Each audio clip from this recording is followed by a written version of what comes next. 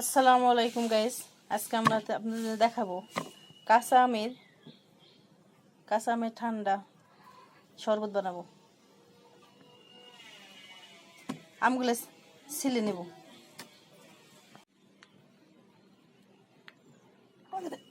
আমাদের আমগুলো কাটা শেষ। এই যে একবারে কাঁচা পিওর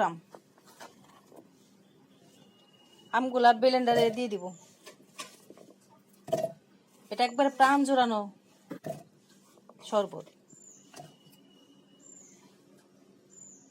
এর সাথে লাগবে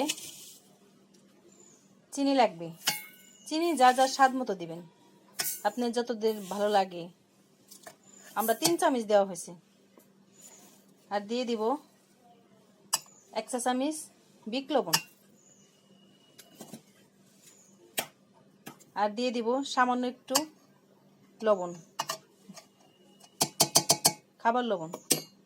দিয়ে দিব পুদিনা পাতা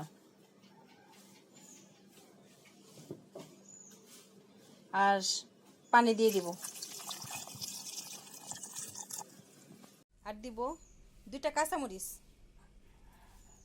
2টা দিব, ঝাল আমরা একটু কম খাবো। আর লাগবে, সাথে লাগবে বরফ। এখন ব্লেন্ড করে নেব। ব্লেন্ড করা শেষ। আমার ব্লেন্ড করা শেষ। এই দেখেন এত সুন্দর কালার আসছে। আর এই কুচানো কুচানো বরফ, এটা একবারে প্রাণ জোড়ায় যাবে। প্রাণ জোড়ানো, এত মজাদার। কালারটাও সেই আসছে।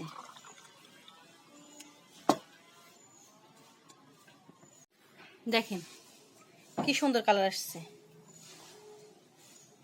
এর মধ্যে দিয়ে দিব বরফ কুচি দিয়ে দিব।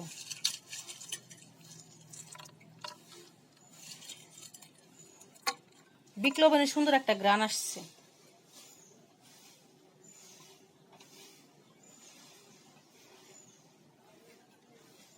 একবার প্রাণ জোড়ানো।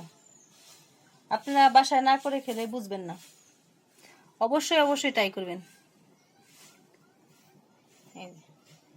মাশাআল্লাহ, এটা দেখতে না যত সুন্দর হয়েছে, খেতে তার চেয়ে বেশি টেস্টি।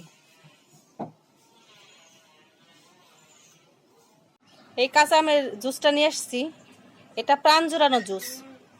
এটা রিভিউ দিবে রুষা। হ্যাঁ না রুষা, এই পুদিনা পাতা দেখেন।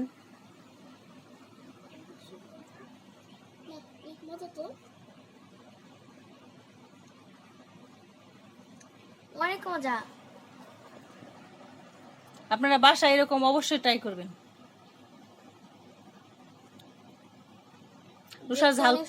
রুষার ঝাল পছন্দ না, তারপরে ওইটা খেতেছে। আর এটা খেতে অনেক মজা। আর এটা বাসায় বানায় অবশ্যই খাবেন। দেখেন সুন্দর একটা কালার আসছে। আর আমাদের ভিডিওটি ভালো লাগলে লাইক এবং সাবস্ক্রাইব করে দিবেন।